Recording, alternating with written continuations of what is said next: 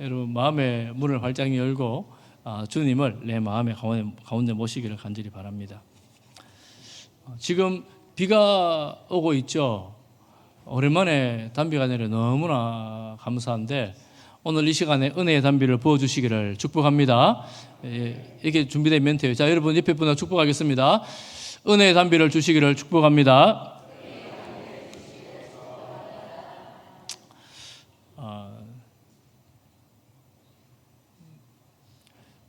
저희 교회 교육관 앞에 손바닥만한 이렇게 정원이 있잖아요. 정말 조그만 정원인데 이게 풀이 얼마나 많이 나는지 어느 날 보니까 풀이 너무 많이 자란 거예요. 그래서 저랑 아내랑 같이 풀을 열심히 뽑았습니다. 뽑아놓고 보니까 또 얼마 지나지 않아서 또 풀이 많이 났어요. 그래서 그 풀을 뽑고 있는데 그 집사님이 그러더라고요. 그 놔두시면 알아서 하겠다고 그래요. 어떻게 알아서 하냐 그러니까 제초제를 뿌리면 된대요. 그리고 얼마 지나서 제초를 뿌렸는데 깨끗합니다. 지금 깨끗하거든요. 요즘 농사 짓는 분들 참 좋아요. 옛날에 가만 보니까 농사 짓는 분들 풀 뽑느라고 신경을 다 쓰고 그게 너무나 큰일인데 요즘은 제초제를 잘은 몰라도 종류별로 뿌리니까 혹시건 있고 이 나쁜 풀만 죽어나가는 그런 제초제도 있더라고요. 얼마나 놀라운 시대가 됐습니까? 얼마나 좋습니까? 우리가 지금 비유장을 이제 보고 있습니다. 비유장 보는데 이 농사 짓는 비유, 씨 뿌리는 비유가 여러 개가 나옵니다. 이 씨 뿌리는 비유를 통해서 주님께서 천국의 비유를 베풀고 있습니다. 비유는 지난주에 말씀드린 것처럼 드러내기도 하고 감추기도 하고 사실은 비유는 잘 설명하려고 하는 건데 이 설명을 잘 했는데 어떤 이에게는 더 모르게 되고 어떤 이는 더 알게 되는 것이 비유입니다. 오늘 말씀에 34절, 35절 읽지는 않았지만 예수님께서 시편 78편의 예를 들어서 이 비유를 설명하는 이유 말씀을 하시는데 시편 78편은 이스라엘 전체 역사를 쭉 적고 있어요. 역사를 쭉 적고 있는데 하나님께서 이스라엘이라는 나라의 그 역사 가운데에 하나님의 나라가 어떻게 작용하고 있었는지를 설명해 주는 거예요. 오늘 우리가 보는 이 비유 역시도 하나님의 나라가 어떻게 이 역사 가운데에 이루어지고 작동하고 있는지를 설명을 합니다. 그 방법이 비유예요. 비유입니다. 그래서 이 비유를 좀 잘 알면, 잘 들으면 풍성한 역사가 하나님 나라의 비밀이 열리게 되고 이 비유에 대해서 그런가 보다 하고 넘겨가 버리면 아무것도 모르게 되는 그런 일이 있습니다. 그러니 여러분 오늘도 비유를 말씀을 잘 들으시고 하나님의 나라의 역사가 열려지기를 축복합니다. 오늘 너무나 선명한 그런 하나님의 그 나라에 대한 천국에 대한 말씀이 이제 나옵니다. 우리 지난주에 살폈던 4가지 밭 비유는 하나님의 천국 복음 말씀은 전방위적으로 뿌려지고 있는데 모두가 열매 맺는 것이 아니라 좋은 밭만 열매를 맺는다. 마음의 자세를 말한다고 했잖아요. 옥토에만 열매를 맺는다. 이렇게 말씀했습니다. 오늘의 비유에서 말씀하시는 것은 그와는 조금 다릅니다. 조금 다르는데 첫 번째 나오는 비유가 뭐냐면 가라지 비유입니다. 또 씨를 뿌립니다. 씨를 뿌리는데 앞에 읽지 않았지만 24절 이하에 보면 천국이 어떤 곳이냐면 천국은 좋은 씨를 제 밭에 뿌린 사람 같다. 어떤 사람이 농부가 씨를 뿌렸어요. 좋은 씨를 뿌렸어요. 그런데 원수가 밤에 와서 가라지를 더 뿌린 거예요. 가라지는 어떤 거냐 하면 다른 성경에 보니까 독보리로라고 번역된 성경이 있어요. 독보리는 먹지 못하는 식물이에요. 먹으면 큰일 나는 거예요. 그런데 밤에 원수가 와서 그 씨를 뿌린 겁니다. 그런데 결실할 때쯤 돼 보니까 이 사기 날 때는 몰랐는데 이 열매가 맺힐 때쯤 돼 보니까 얘가 가라지가 나온 거예요. 그래서 종들이 말합니다. 주인에게 이거 다 뽑아버릴까요? 이렇게 말하니까 주인이 뭐라고 말합니까? 놔둬라. 뽑다가 곡식도 뽑겠다. 마지막에 끝날에 추수할 때 전부 다를 그 먼저 가라지를 잘라내고 곡식은 내 곡간에 넣겠다 이렇게 말씀을 하십니다. 이게 예수님께서 많은 사람들 앞에서 했던 비유입니다. 또 비유를 설명하십니다. 이 비유를 해석하기 전에 또 다른 두 가지 비유를 설명하시는데 한 가지는 겨자씨 비유입니다. 그리고 한 가지는 누룩 비유입니다. 겨자씨 비유는 겨자씨를 오늘 여러분 31절에 보세요. 여러분 31절, 32절 같이 한번 읽겠습니다. 우리 읽지 않은 사람 같이 봅니다. 시작. 또 비유를 들어 이르시되 천국은 마치 사람이 자기 밭에 갖다 심은 겨자씨 하나를 같으니 32절 이는 모든 씨보다 작은 것이로되 자란 후에는 풀보다 커서 나무가 되매 공중의 새들이 와서 그 가지에 깃들이느니라. 33절 또 비유로 말씀하시되 천국은 마치 여자가 가루 스말 속에 갖다 넣어 전부 부풀게 한 누룩과 같으니라. 겨자씨는 우리나라로 씨앗으로 치면 참깨 정도 크기입니다. 참깨보다 조금 작아요. 혹시 겨자씨가 궁금하신 분들은 목양실에 오시면 제가 겨자씨를 2개씩 나눠 드리겠습니다. 2개를 가져가면 가다가 분명히 잊어버립니다. 너무 작아서. 그래도 많이 주면 사라지니까 제가 2개씩 드릴 테니까 어서 와서 가져가시기 바랍니다. 이 겨자씨가 밭에 심어졌어요. 그런데 이게 너무 작은 씨앗인데 나무처럼 자라나서 새들이 와서 깃들이게 된다. 그만큼 자라게 된다. 커진다. 이런 의미죠.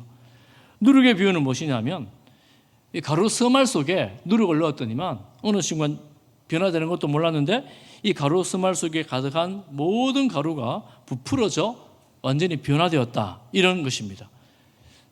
천국은 겨자씨처럼 자라난다. 누룩처럼 크게 변화된다. 이런 의미입니다. 시간이 걸리긴 하지만 나무가 자라기까지 시간이 걸리지 않겠어요? 누룩이 이렇게 퍼질 때가 시간이 걸리지 않겠습니까? 시간이 걸리지만 이렇게 자라가고 변해간다 하는 것인데 사실은 겨자씨는 잘 보이지도 않고 누룩은 더 그렇습니다. 예수님으로부터 시작된 천국은 예수님이 혼자 선포하셨는데 천국이 시작된다고 선포하셨는데 다음에 제자들 사도들, 수많은 유무명의 선교사님들을 통하여 이 복음이 계속 증거되는 거예요. 확장되는 것입니다. 오늘날 지구촌 곳곳에 교회가 생겨지고 하나님의 나라가 더 확장되어지고 있습니다. 역사적으로 보면 세상에 기독교를 박해하고 신자들을 박해했던 그런 군주들이 얼마나 많았습니까? 그 핍박과 박해로 본다면 기독교는 이미 벌써 사라져야 마땅했습니다. 성경책을 불태우고 성경책을 다 빼앗아 없애고 교회를 핍박하고 박해하고 지금도 중국에는 십자가를 세우는 교회를 많이 무너뜨렸지요. 그런 상황인데 그러면 교회가 사라져야 될 텐데 교회는 풀뿌리처럼 보이지 않게 어느 순간 전파되고 있고 오늘날 우리가 알지 못하는 그 지역에 그곳에 하나님의 교회가 세워지고 있고 주님의 나라가 확장되어져 가고 있습니다. 여러분 교회가 이렇게 양적으로만 확장되는 것이 아닙니다. 기독교 복음이 전파되는 그곳에 선교사님들이 보면 꼭 학교를 짓고 병원을 세웁니다. 그리고 무지가 사라지고 질병이 나아지고 그리고 불의가 사라지고 인간의 존엄성에 대한 가치가 더 존중되어지고 인권이 나아집니다. 지금 복음이 들어가는 곳곳마다 그런 역사들이 생겨납니다. 양적으로 바뀔 뿐만 아니라 질적으로 엄청난 성장과 변화가 있습니다. 전 세계로 돌아보면 유대인 기독교 정치가들을 통해서 오랜 세월이 걸렸지만 노예제도가 사라졌습니다. 노예제도를 없앴던 사람들은 다 기독교를 기반으로 한 그런 정치가들이었습니다. 그러니 주님의 복음이 들어가면 하나님의 말씀이 뿌려지면 우리는 지금 잘 안 보이는 것 같지만 자라가고 있으며 변화되고 있다라는 것을 지금 이 두 가지 비유를 통해서 말씀하고 있습니다. 자라가고 있다라는 말은 아직 완성된 것은 아니다 이런 의미가 있죠. 복음이 땅에 떨어지면서 천국이 임하였고 그리고 자라가고 있고 아직 완성된 것은 아닙니다. 지금 그러면 이 하나님 나라의 현재 천국은 어떤 모습인가? 이게 순서를 보면 여러분 성경의 순서를 보면요 가라지 비유가 나오고 그리고 겨자씨 누룩 비유가 있고 그 다음에 넘어가면 가라지 비유의 설명이 나옵니다. 이 설명이 순서가 아주 기묘합니다. 왜 기묘하냐면 가라지가 뿌려져 가지고 자라가고 있는 중에 자라난다는 게 겨자씨와 누룩의 비유인데 그 자라는 중에 그럼 하나님 나라의 현재는 어떤 모습인가? 현재가 가라지 비유의 설명을 통해서 드러납니다. 지금 천국이 확장되어져 가고 있는 이 땅의 모습은 무엇인가 하는 거예요. 설명을 봅니다. 36절에 보면 제자들이 다시 예수님 앞에 모였습니다. 무리들이 떠나보려고 모였어요. 지난주에도 보았지만 천국의 비밀은 제자들에게만 열립니다. 설명이 되어져요. 그러니까 무리들은 듣지만 온전히 다 의미를 알지를 못해요. 감추어지는 거죠. 제자들이 묻습니다. 우리에게 설명해 주십시오. 예수님이 설명을 하기 시작을 합니다. 어떻게 됩니까? 좋은 씨는 뿌리는 자는 인자다. 예수님께서 좋은 씨를 뿌리는 거예요. 뿌리고 밭은 세상이다. 좋은 씨는 천국의 아들들이고 가라지는 악한 자의 아들들이다. 한 가지씩 이렇게 설명이 되는 거예요. 가라지를 뿌린 사람은 누구냐? 원수는 마귀다. 그러면 추수 때는 언제냐? 추수 때는 세상의 끝이다. 추수하는 존재는 누구냐? 천사들이 추수한다. 그러면 끝에 가라지를 이제 불에 던진다 그랬는데 추수 때 가라지를 다 먼저 거두어서 불에 던져놓는데 이게 세상 끝에 일어날 일이다. 이렇게 말씀하십니다. 여러분, 이 천국은 예수님이 씨를 뿌린다 그랬잖아요. 우리가 지난주에 보았던 12장에 보면 귀신을 쫓아내시면서 귀신을 쫓아내니까 바리새인들이 바알세불의 힘으로 쫓아냈다 이렇게 비난을 하잖아요. 그때 예수님께서 성령께서 이 일을 하셨으면 이곳에 하나님의 나라가 임했다 이렇게 말씀하죠. 그러니 예수님께서 성령의 능력으로 귀신 들린 자를 치유하셨기 때문에 그 자리에 예수님이 계신 그 자리에 하나님의 나라가 임한 거예요. 천국이 임한 것입니다. 천국이 임했다라는 말은 예수님께서 그곳에 함께 계실 때 천국이 있다는 것을 확인시켜 주는 것입니다. 예수님 사역을 시작하실 때 회개하라, 천국이 가까웠다 이렇게 말씀하시거든요. 가까이 왔대요. 그리고 예수님의 사역을 통해서 천국이 임했대요.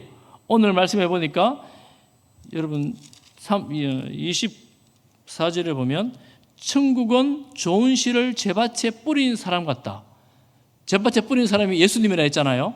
그러면 천국은 곧 예수님이다 이렇게 말할 수가 있는데 이 말의 의미는 예수님이 말씀하신 교훈과 사역과 예수님의 임재와 예수님의 다스림이 있는 그곳에 이미 천국이 임해져 있다라는 것을 말씀을 합니다.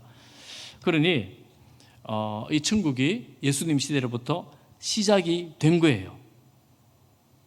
세상 가운데 천국이 임했습니다. 아직 아무도 아멘을 안 하시잖아요. 천국이 임했으면 우리가 이래 살겠나 약간 이런 생각을 드시잖아요. 천국이 왜 이래 힘들고 고통스럽노 이런 생각하시잖아요. 오늘 말씀을 좀 보도록 하겠습니다. 천국은 주님의 통치는 시작이 되었습니다. 제가 하나님 나라 말씀할 때마다 했던 말씀은 다스림이다, 통치다 이런 얘기를 계속했어요. 오늘 의미가 그런 게 있어요. 바실레이아라는 말은 통치, 다스리다 이런 의미가 있습니다. 천국의 통치가 시작되었습니다. 예수님으로 천국이 왔습니다. 자, 비밀을 제가 한 4가지 정도로 설명을 합니다. 천국이 시작되었다면 이 땅에 왔어요. 세상에 왔어요. 왔으면 이 세상은 어떤 곳인가? 천국의 아들들과 가라지 악한 자의 아들들이 함께 있습니다. 그러니까 여러분, 이 세상에 악한 일이 있잖아요. 악한 존재들이 있어요. 그 악한 배후에는 39절에 보면 이 배후가 다 마귀예요. 사단입니다. 세상에 오히려 악이 많은 사단이에요. 이 천국에는 좋은 씨와 이 악한 자의 씨가 함께 존재합니다. 그리고 함께 존재할 뿐만 아니라 현재의 세상은 자라가고 있습니다. 좋은 씨도 자라고 이 사단이 뿌린 씨도 악한 씨도 자라가고 있어요. 그러니 악과 이 좋은 씨 하나님의 백성들이 함께 자라가고 있습니다. 함께 자라가고 있어요. 예수님으로 시작된 그 작은 공동체가 오늘날 그 당시만 해도 초대교회 시대 때 벌써 세계 대도시에는 교회가 다 세워졌어요. 오늘날 지구 전 곳곳에 교회가 세워졌습니다. 이방 사람들이 하나님의 백성으로 들어오고 있어요. 하나님의 구원을 경험하고 있습니다. 지금도 그렇습니다. 그리고 박해도 늘어가고 있어요. 핍박도 늘어가고 있습니다. 하나님의 교회와 하나님의 자녀들과 이 사단의 이 씨가 함께 자라가고 있습니다. 계속해서 자라가고 있어요. 이게 현실이에요. 그런데 사기 날 때는 잘 모르는데 오늘 결실할 때가 되면 이 곡식과 가라지가 차이가 납니다. 드러납니다. 그러니까 종들이 와서 아니 저 가라지가 자라나네요.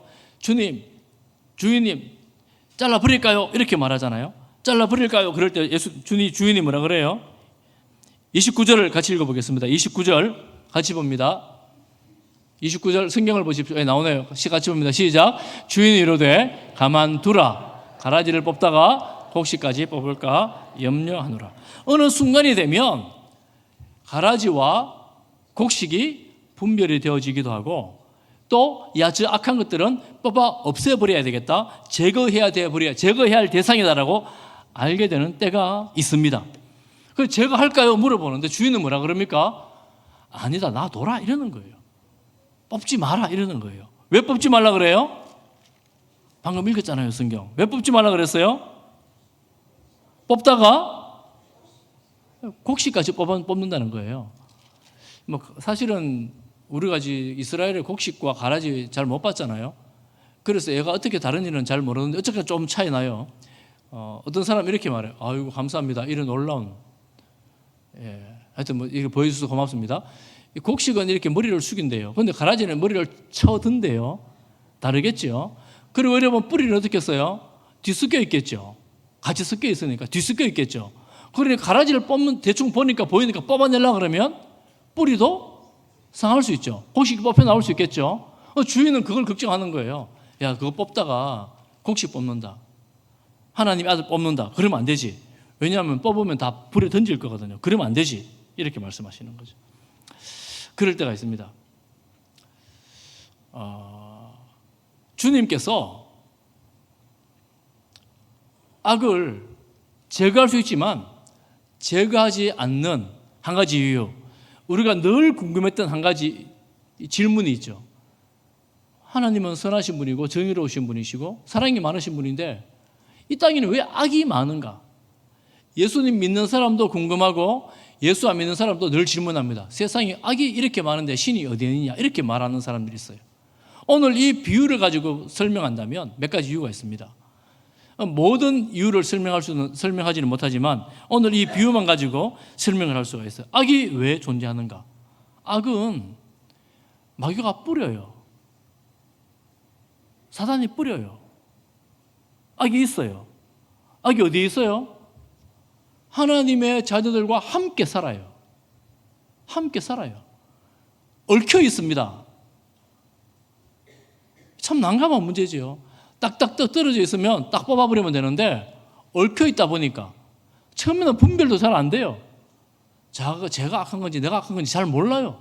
어느 순간 지나면 열매가 보면 열매를 맺을 때 되면 대략 분별은 되는데 잘 몰라요. 얽혀 있어가지고 설마 뭐 이리 잘 모르는 거예요. 드러나가지고 뽑으려 하다 보니까 밑에 얽힌 게 너무 많은 거예요. 뽑아내보면 어떻게 돼요? 곡식같이 같이 뽑힐 지경이에요. 이게 이 세상입니다. 세상이에요. 제가 좀 더 구체적으로 말하면 교회도 그럴 수 있습니다. 두려운 말씀이지요. 하나님께서 이 악을 가라지를 뽑지 않는 이유는 다시 말씀드립니다. 곡식을 보호하기 위해서입니다. 여러분 감사합니까? 그래도 뽑아야지 이런 생각이 드세요? 곡식을 보호하기 위해서 가라지를 두는 거예요. 가라지는 악의 씨입니다. 악한 자의 아들들이에요. 그 악한 자의 아들을 뽑아버리면 곡식도 뽑혀 나갈 수가 있어요. 그런데 주님은 그것 때문에 가라지를 놔둡니다. 여러분, 이 현실은 악과 하나님의 백성들이 함께 공존하는 현실입니다. 천국은 자라가고 확장되어지는데 악도 자라가고 확장되어집니다. 어떻게 이 사실을 좀 더 실감 있게 설명할 수 있을까요? 하나님의 복음은 계속해서 자라가고 악도 계속해서 자라갑니다. 지금 그런 세상이에요. 현실은 그렇다. 이거를 여러분 꼭 기억을 해야 되는데, 조금 더 나가보면 하나님의 자녀들, 천국의 자녀들은 이 악한 자의 아들로 인하여 계속해서 박해를 받고 시험을 받는다고 볼 수가 있습니다. 하나님을 더 가까이 섬기지 못하도록 고통을 하는 그런 자들이 있습니다. 그러니 네 번째 천국에 대해서 말씀드릴 수 있는 것은 뭐냐 하면, 이거 악이 이렇게 있는데 이 악은 하나님께서 영원히 두시는 건가? 내가 신앙생활을 하기를 이렇게 방해하는 이런 정말 악한 자들이 있는데 하나님 나를 어떻게 하라고 이렇게 계속 두시는 건가? 하나님께서 말씀하시는데 끝날이 있다 이렇게 말씀하시죠. 그러니까 하나님은 악을 방치해 두시는 것이 아니라 유보해 두신다. 무엇을? 심판을. 악을 방치해 두고 놔두시는 것이 아니라 그 심판을 유보하고 계시다. 이렇게 볼 수가 있습니다. 종말이 있다는 거예요. 천국의 네 번째 비밀은 종말이 있습니다. 마지막이 있습니다. 끝이 있습니다. 그때는 이 모든 악을 제거하십니다. 어떤 사람들이 이렇게 말해요. 세상은 돌고 도는 거지. 이렇게 살다가 동물로 짐승으로 태어나고 곤충으로 태어나고 착하게 살면 또 선한 사람으로 태어나겠지? 성경은 그렇게 말하지 않습니다. 성경은 끝이 있다. 종말이 있다. 이렇게 말씀하십니다. 또 어떤 사람이 이렇게 말합니다. 죽으면 그만이지. 끝나면 그만이지. 그 뒤에 뭐가 있는지 내가 어떻게 알아? 갔다 온 사람이 있나? 어떻게 알아? 이렇게 말합니다. 오늘 성경에 보면 그렇지 않습니다. 죽으면 그만이 아니에요. 죽으면 그만이고 싶은 사람들이 있습니다. 죽음 이후에 아무것도 없으면 좋겠을 사람들이 있을 뿐입니다. 성경에 보면 끝나지 않습니다. 그만하지 않습니다. 어떻게 됩니까? 따로 모아 불에 던져집니다. 불에 던져져요. 불이 꺼지지 않는 불입니다. 다른 성경에 보면 영원한 불못, 유황 불못에 던져집니다. 그곳에서 어떻게 했어요? 거기서 울며 이를 갈게 되리라. 너무 고통스러워서 울며 이를 갈 것이고, 너무 억울해서 원통해서 울며 이를 갈 것이고, 후회함으로 이를 갈며 울게 될 것입니다. 그 길을 지옥이라고 말합니다. 천국은 분명히 있거니와 지옥도 분명히 있습니다. 여러분, 지옥이 있어요. 지금 성경이 그렇게 말씀하시는 거예요. 제가 오늘 이 말씀을 좀 강조하려고 작정하고 나왔습니다. 천국이 있습니다. 여러분 43절 보십시오. 어인들은 자기 아버지의 나라에서 해와 같이 빛나리라. 아버지 나라에서 해와 같이 빛나는 천국이 있는가 하면 불못에 빠져 울며 이를 갈게 되는 때가 있습니다. 언제요? 끝날에, 종말에. 지금은 잘 몰라요. 섞여 있고 혼란스럽고 쟤나 나나 뭐가 다르나 누가 누군지도 잘 몰라요. 그렇지만 그럴 날이 옵니다. 반드시 있습니다. 천국의 비밀입니다. 그리고 예수님을 믿는다는 사람들이, 교회 다니는 분들, 여러분들이 확실하게 마음에 새겨야 될 것, 이거 적당히 대충 해서는 안 되는 거구나라는 것들을 여러분 마음에 새기시기를 축복합니다. 이 비유에서 여러분 너무나 확실하게 말씀하시는 것이 바로 그것이에요. 이 천국은 예수님의 통치로 시작되었다. 그리고 자라가고 있다. 자랄 때에 악인도 함께 자란다. 종말이 있다. 끝이 있다. 끝나는 끝이 아니고 끝난 다음에는 천국과 지옥이 있다.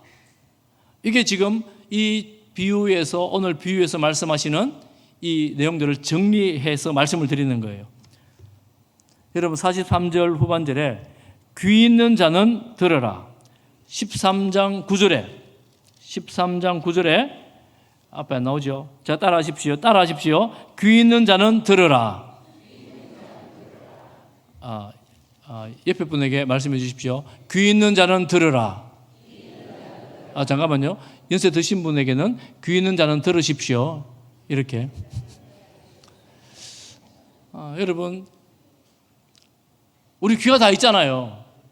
이거 비유하면서 왜 이 강조를 이렇게 해요? 귀 없는 사람이 어디 있어요? 제가 지난주도 말씀드렸었어요. 듣고 알고 깨닫고 제대로 믿어야 한다는 거예요. 사람들이 들어도 못 들은 것처럼, 봐도 못 본 것처럼, 들었는데도 없는 것처럼, 안 들은 것처럼, 아는데도 모르는 것처럼 이렇게 살아가려고 하는 거예요. 에이, 뭐 그럴까봐. 에이, 뭐 그럴까봐. 그런 게 어딨나, 죽어봐야 알지. 이러는 거예요. 이러는 거예요. 여러분, 우리가 귀가 다 있잖아요. 오늘 찬양처럼, 오늘 드린 찬양처럼 예수님 밖에 세워두는 것이 아니고 마음의 문을 열고 귀를 열고 눈을 열어 주의 음성을 듣고 주님을 볼 수 있기를 축복합니다. 이게 진짜 복이에요. 우리가 그래서 이 날을 준비를 해야 돼요.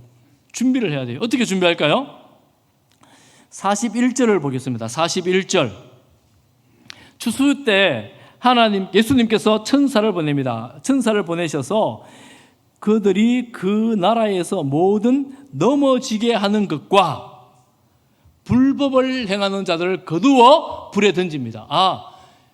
이런 사람들이 이제 다 불에 빠지는 거다. 불못에 빠지는 거예요.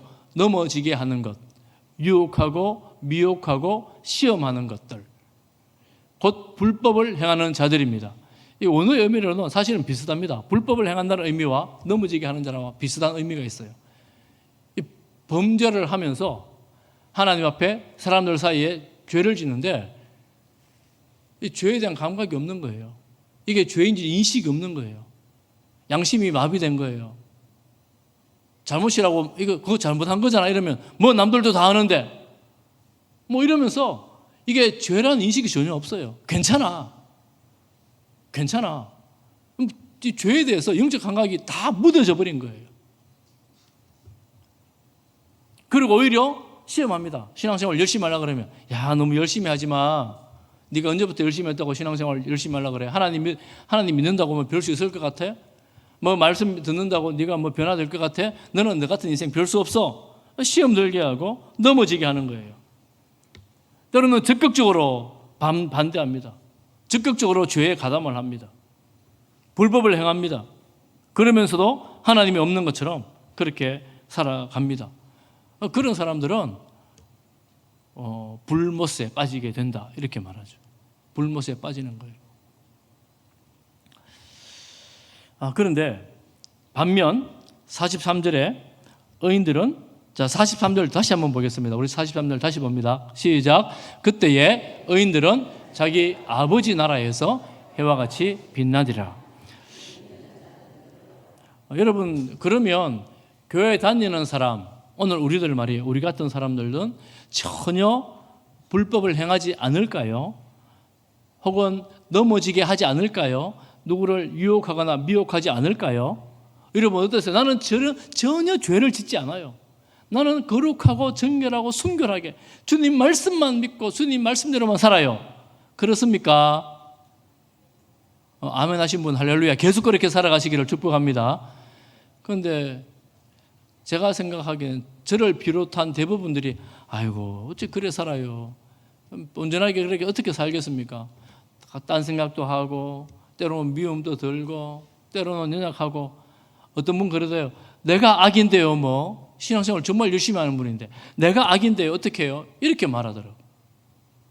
그래서 그렇지 않습니까? 우리 항상 주님 앞에서 이렇게 법 다 말씀 다 지키고 못 살잖아요. 그러면 우리도 불못인가? 이제 그걸 제가 이제 말씀을 하는 거예요. 43절에 보면 41절에 불법을 행하는 자들, 그래서 뭐 천국을 어떻게 설명해야 되느냐 하면 천국에는 선행을 행하는 자들 이렇게 해야지 뭔가 대비가 돼가 맞잖아요. 지옥은 넘어지게 하고 시험 들게 하고 불법을 행하는 자들이 던져지는 곳이라면 천국은 말씀을 잘 듣고 순종하고 선행을 행하는 자들이 천국이다 이래야 되는데 그렇게 하지 않습니다. 의인들은 누구냐? 어떻게 되느냐 하면 자기 아버지 나라에 들어간다 이렇게 말합니다. 좀 달라요. 대비가 잘 안 돼요. 이걸 그대로 위에 지옥하고 비교한다면 지옥은 아버지 나라라고 말할 수가 없죠. 그럼 천국은 아버지 나라가 되는 거예요. 아버지 나라면 천국에 가는 사람들은 누구예요? 그 자녀들이 가는 거예요. 하나님을 아버지라 부르는 사람들이 가는 거예요. 의인들이라고 말하잖아요. 성경에서 말하는 이 의라는 것은 뭐 율법을 다 지켰다 이런 식의 의는 아닙니다. 특별히 로마서에서 의라는 말이 굉장히 많이 나오는데 그 의는 관계적인 의를 말합니다. 관계. 하나님이 나의 아버지가 되는 것이 의예요. 그러니까 하나님이 내 아버지가 되었다. 그럼 나는 아들인데 별로 세상적으로 봤을 때 그다지 의롭지 않지만 하나님을 아버지라고 부르는 그 사람이 의로워진다. 왜냐하면 예수님이 내 죄를 위해서 죽으시고 내 죄를 다 씻었음을 믿기 때문에 그 예수님으로 말미암아 내가 의로워서 정결해서 거룩해서 의로운 게 아니고 그 예수님으로 말미암아 의롭게 된 그런 신분이 된 거예요. 그런 사람들은 하나님을 아버지라 부르는 거예요.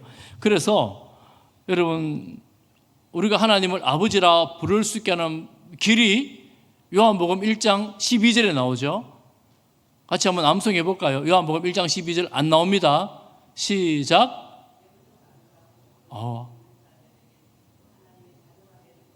할렐루야. 너무나 감사합니다. 이렇게 바로 딱 나오기 쉽지 않은데 너무나 감사합니다. 영접하는 자, 곧 그 이름을 믿는 자들에게는 하나님의 자녀가 되는 권세를 주셨으니 예수 그리스도를 영접해서 내 마음에 모시고 하나님의 아들이라고 믿는 거예요. 나를 위해 죽으시고 부활하셨다고 믿는 거예요. 그 사람들이 하나님의 자녀가 되는 거예요. 하나님을 아버지라 부르는 거예요. 요한복음 1장 13절에 보면 더 명백하게 나와요. 그런 사람들은 누구냐? 하나님께로부터 났다 이렇게 말씀합니다. 그럼 예수님을 구주로 주님으로 믿는 사람들은 하나님께로부터 난 자들이에요. 오늘 말씀을 그대로 보면 천국의 씨앗이 뿌려진 그 사람들이에요. 그 사람들은 내가 지금 잘 안 믿고 있는데 결국은 믿음으로 들어오는 여정 속에 다 가게 돼요. 시간은 걸릴지언정 언제일지 우리는 모르지만 하나님 불러주시면 다 믿음으로 가게 돼요. 그러면 던져놔야 되나? 아니에요. 그래서 그 사람들을 복음을 소개하고 또 복음에 반응을 하도록 기회를 우리가 주는 것을 전도라고 말합니다. 하나님을 아버지라 부르는 하나님의 자녀들, 그들은 아버지의 나라에 들어가게 되는 거예요. 할렐루야. 여러분 하나님을 아버지라 부르십니까? 예수 그리스도를 구주로 주님으로 믿으십니까? 자, 마지막으로 제가 질문 한 가지 하고 설명하고 마칩니다. 탕자 이야기 아시죠, 여러분? 탕자가 아버지 집에 있을 때는 아들이었죠. 그런데 아버지 집에 유산을 받아 나가잖아요. 나가서 탕자가 어떻게 살았는지 여러분 아십니까? 그 형이 아버지에게 일러줘요. 어떻게 일러주느냐 하면 이렇게 일러줍니다.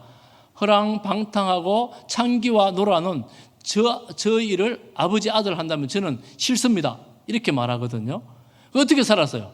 허랑방탕하며 창기와 노란한 거예요. 여러분 그렇게 산다면 그 주변에 있는 사람들이 아유 저 하나님 믿는 사람 같네 이러겠습니까? 저렇게 엉망진창으로 살아가는 인생인데 저 사람이 하나님의 아들, 딸이구나 이렇게 말할 수 있겠어요?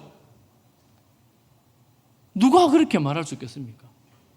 저렇게 허랑방탕하며 악하게 살아가고 하나님 자기 아버지가 없는 것처럼 살아가는 그 일을 보고 누가 거룩하다, 누가 진실되다, 누가 하나님의 아들이다라고 말할 수 있겠습니까? 그런데 그가 극심한 고통과 괴로움과 가난 속에서 아버지 집에 돌아옵니다. 아버지 집에. 왜 돌아옵니까? 여기 오면 내가 살 수 있다는 걸 알기 때문에. 세상 어느 누구도 나를 살려주지 못하는데 내 아버지는 나를 살려준다는 걸 알기 때문에. 우리가 예수님을 처음 믿을 때 보면 많은 경우에 그런 고통 가운데 예수님을 믿어요. 왜냐하면 이 사람도 만나보고 저 사람도 만나보고 이 일도 해보고 저 일도 해봤는데 뭐 살 길이 별로 안 열리거든요. 하나님 살려주세요 이렇게 할 때 그 마음에 감동이 와서 아들아 잘 왔다, 내가 너를 사랑한다 이렇게 말씀하시죠. 탕자가 들어오면서 저는 이제 종하겠습니다, 아들은 감히 못합니다 이렇게 말할 때 아버지가 뭐라 그래요? 무슨 소리야, 너는 내 아들이야. 손에 가락지를 딱 끼워주잖아요. 너는 내 아들이야. 우리가 연약하고 우리가 부족하고 내가 온전함으로 완전하게 내가 내 삶이 그러지 못했지만 하나님이 불쌍히 여김으로 받아주시고 여전히 아들이라고 내 집에 살자 이렇게 말씀하시는 거예요. 이게 하나님의 사랑입니다. 하나님의 사랑이에요. 그렇게 살 때에 하나님의 백성이 되었을 때에 우리가 이미 임한 하나님 나라의 백성으로 하나님 아들 딸로 살아갈 때에 주님 말씀 듣고 말씀 순종하고 어떻게든지 우리 아버지를 기쁘시게 해드리는 그런 삶을 살아가는 것 아니겠어요? 이 땅에서는 여러분 악인들이 악한 자들이 뿌려놓은 그 악인들이 악한 자의 아들들이 핍박합니다. 괴롭힙니다. 신앙생활을 잘 못하게 해요. 신앙생활을 더 열심히 하려면 방해해요. 그래서 이런저런 괴로움이 있고 아픔이 있고 환란이 있어요. 그럼에도 불구하고 아이고 하나님 나를 자녀 삼아 주셨는데 하나님이 내 아버지이신데 내가 아버지 앞에 더 열심히 나가야지, 아버지 더 가까이 지내야지, 아버지 품에서 안식을 누려야지, 이런 마음으로 주 앞에 나와 예배드리고 기도하고 주님 사랑한다 고백하며 살아가는 것입니다. 할렐루야. 우리 온 성도들이, 여러분들이, 우리 성지의 모든 가족들이 여러분 하나님 아버지 품에서 안식할 수 있는 놀라운 특권을 누리시기를 축복합니다. 구주와 주님 되신 예수 그리스도, 나를 위해 생명 주신 주님을 생각할 때마다 너무 감사하고 기쁘고, 그래서 그 주님 안에서 힘있게 살아가는 주의 백성들 될 수 있기를 주의 이름으로 축복합니다.